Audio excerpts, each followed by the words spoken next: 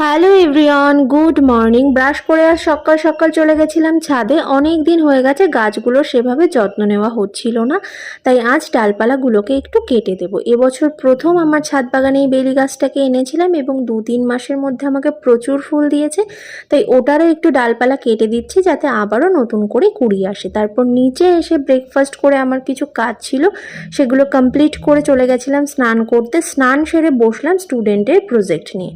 যখন আমরা স্কুলে পড়তাম আমাদের এরকম কত প্রজেক্ট করতে হতো, তবে সেটা শুরু হতো 5-6 থেকে, কিন্তু এখন তো দেখছি 1 থেকেই বাচ্চাদের প্রজেক্ট দিয়ে দেয়। ওরা তো করতে পারে না, তো সেটা না হয় করতে হয় গার্জেনকে, না হলে হোম টিউটারকে। যাই হোক, বিকালে মা আর কাকিমা মিলে গেছিল দাদার জন্য মেয়ে দেখতে, আর আমি গাছগুলোতে একটু জল দিয়ে দিলাম। বৃষ্টির আশায় জল দেওয়া হচ্ছিল না, তো গাছগুলো ভীষণ নুয়ে পড়েছিল।